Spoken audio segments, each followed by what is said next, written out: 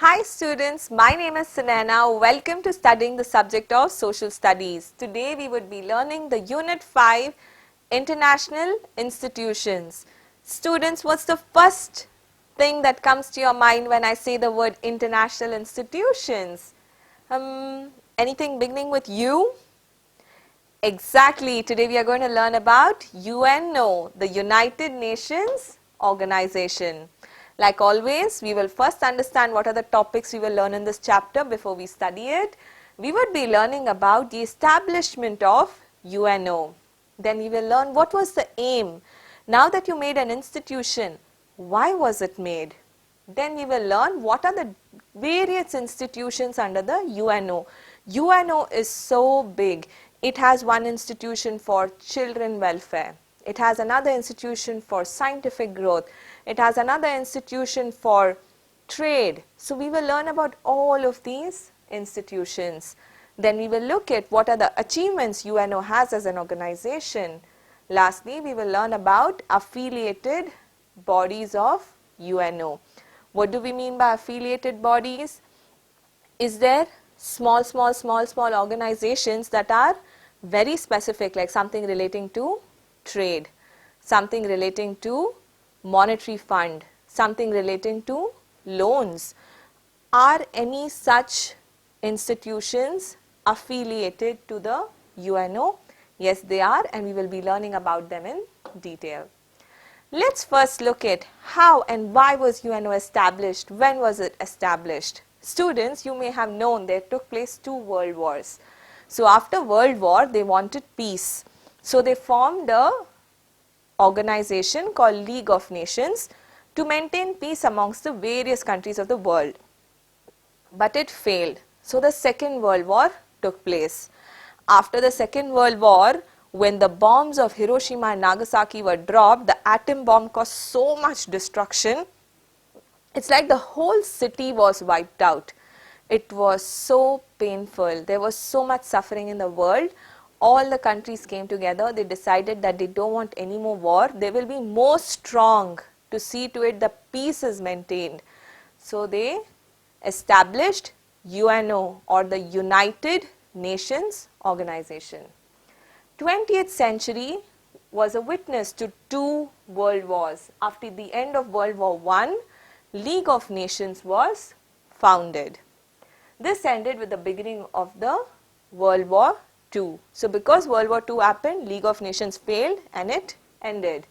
As the World War II progressed with all its violence, the demand for peace became stronger. Everybody wanted peace. At the global level, Winston Churchill of UK. So from UK we have Winston Churchill.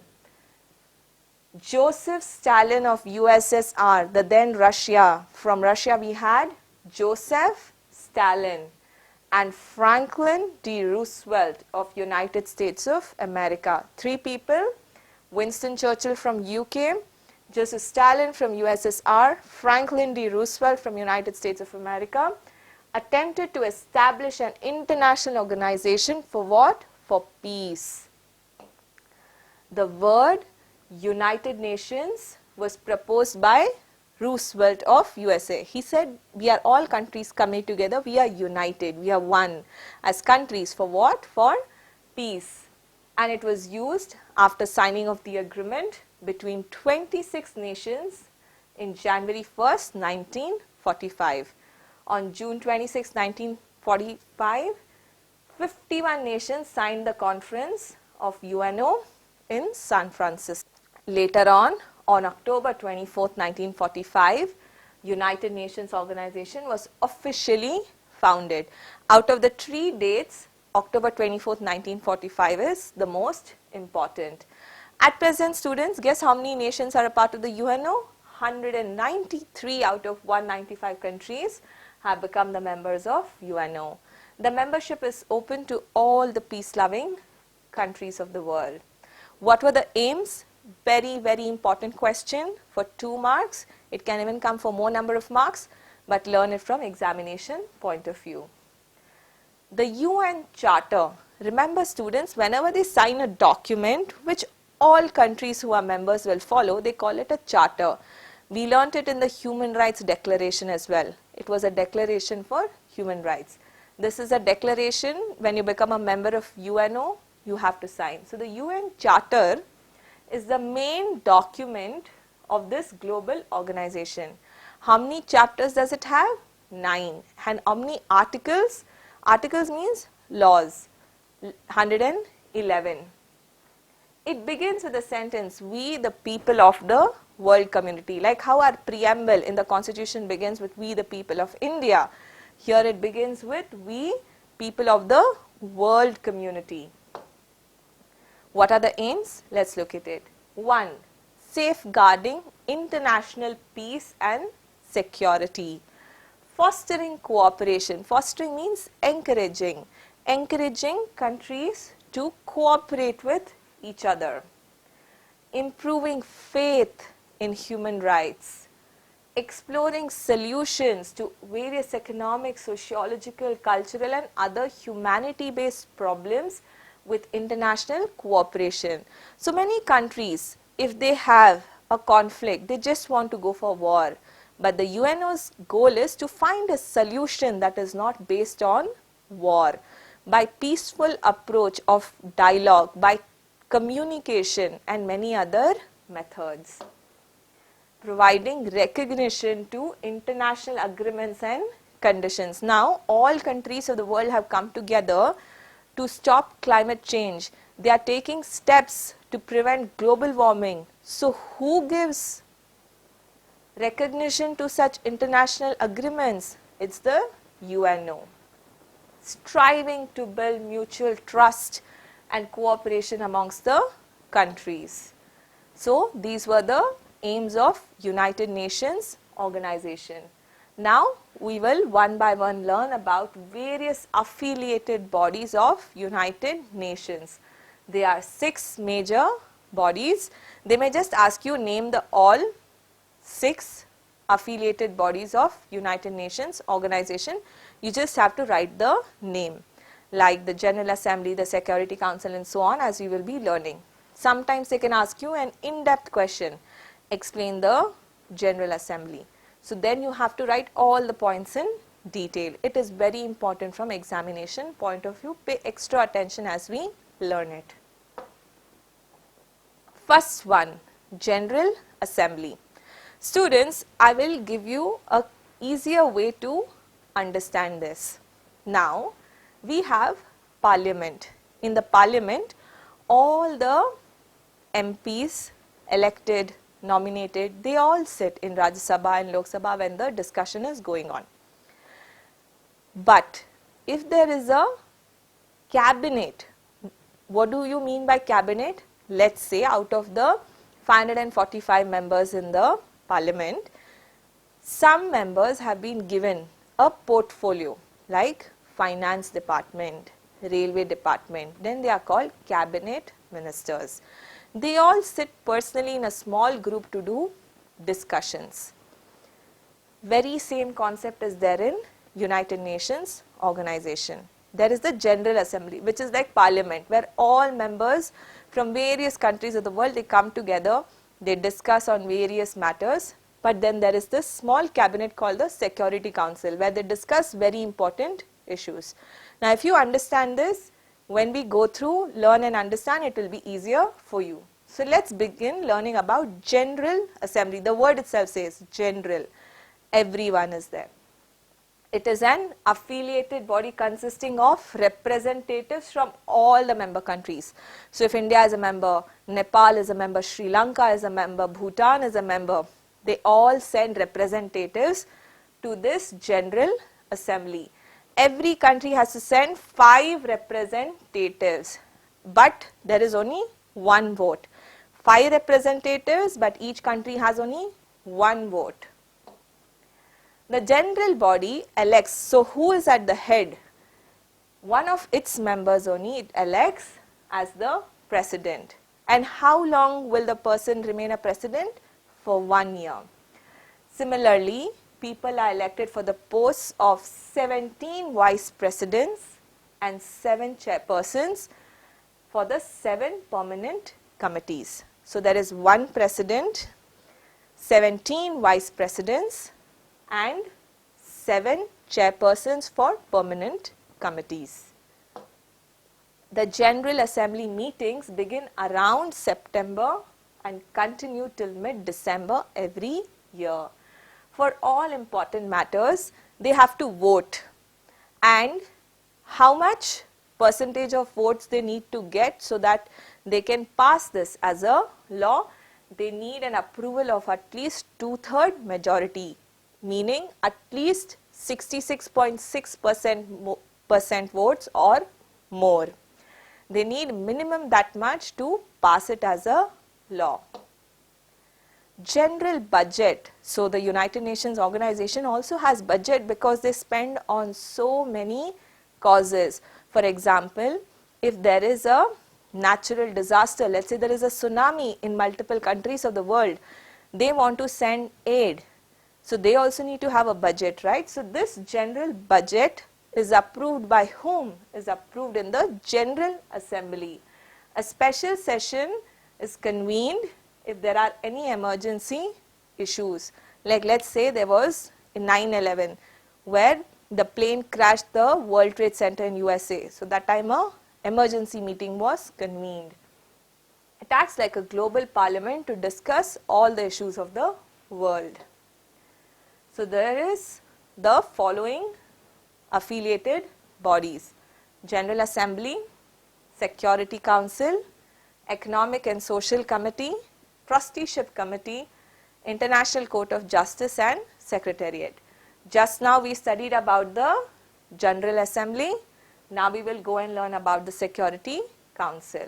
The United Nations Organization Security Council. This institution, like I told you all students, it's like the cabinet of UNO. It is the most important and influential body of the United Nations organization. It has 15 members, 5 who are permanent and 10 who are temporary. Who are the permanent members of the United Nations Security Council is a question asked almost every year. It is USA, UK, France, Russia and China. These are the 5 permanent members of the United Nations Security Council. So how are these 10 members chosen? They are from different geographies of the world. Like 2 will be from Asia, 2 from Australia, 2 from Europe, 2 from South America, 2 from Africa and North America and so on. So they are from different geographies of the world.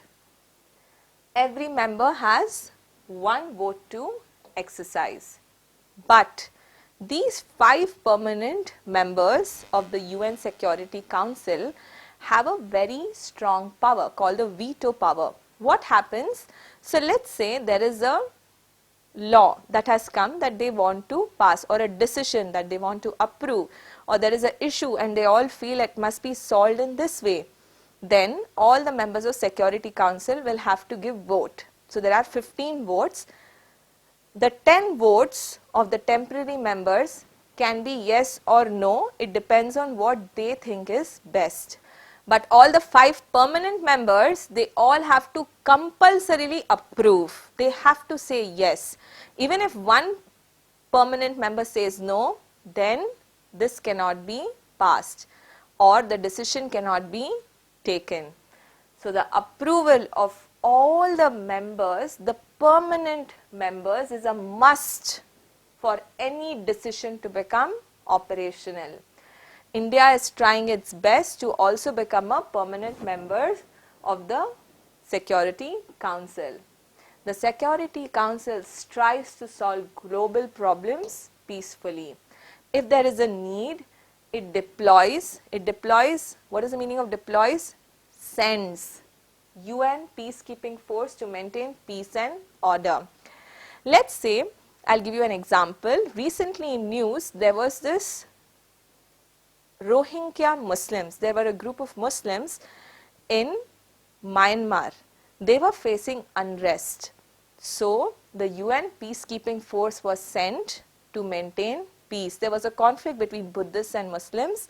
So the UN peacekeeping force went there to ensure peace. It also selects the judge of International Court of Justice. Let's say two countries are fighting. India has a dispute on sharing the river water of Indus. So, two countries are fighting a case. Which court they will go to? They will go to International Court of Justice. And who selects the judge? The Security Council selects the judge. And it also suggests the nomination of Secretary General of United Nations. Next, students, let's look at Economic and Social Committee.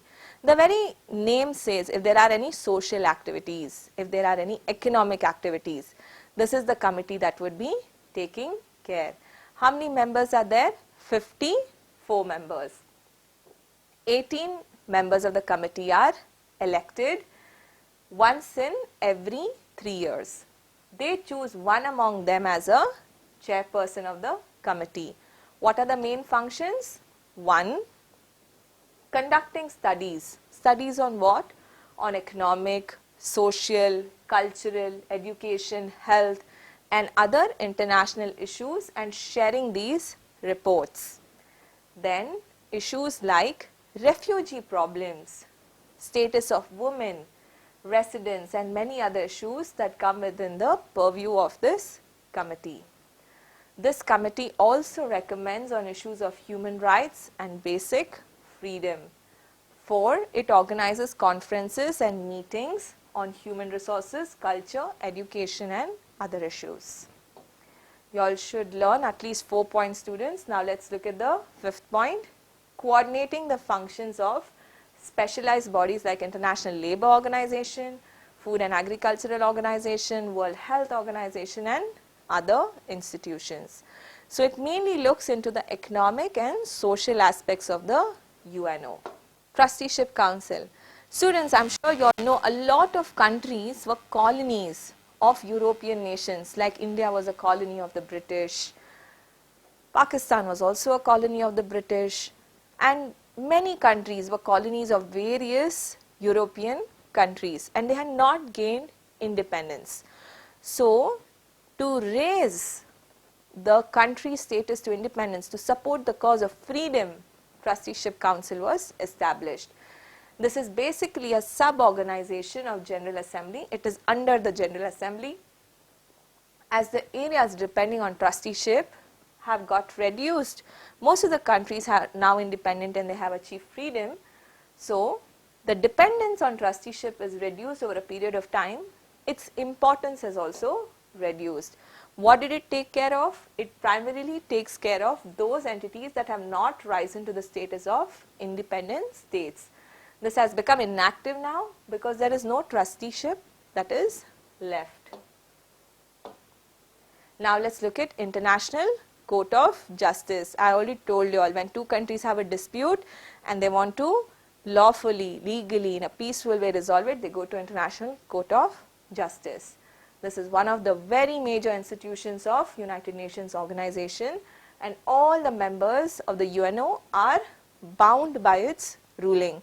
So if you are a country who is a member of UNO and you take a case to International Court of Justice, once the judge gives the decision, as a country you are compulsorily bound to follow the ruling. This court has 15 judges and each has a term of 9 years and they are eligible for another term. International Court of Justice. I already discussed with you all. So if two countries have a conflict, where do they go? They go to this court. It is one of the major institutions of the UNO and the members of the UNO are bound by its ruling. This court has 15 judges and how many years they'll be the judge? They'll be the judge for 9 years. Are they eligible for one more term? Yes, they are. The court is based in Hague. Hague is a place in Netherlands. The court is based there. The judges elect one president and one vice president amongst themselves for a period of 3 years. All decisions are taken by the way of majority. Apart from giving judgments, they also give legal consultation. The judgment of this court are important from ethical and rational perspectives, but they don't force any country to compulsorily follow the judgment. It has contributed a lot to peace and security in spite of this limitation. Next, the Secretariat. The General Secretary and the staff of the UNO form a part of the Secretariat. Like how we have so many IAS officers who support the government to function, similarly the Secretariat supports the UNO to function. Who is the head? The General Secretary is the head of the executive body of the UNO. The General Secretary is who selects? It's elected by General Assembly for a period of 5 years as per the suggestion of the Security Council. Where is the central office? It is in New York. Where are the branch offices? It is in Geneva, Vienna and Nairobi. The day-to-day administration of UNO and its institutional functions are run by this Secretariat.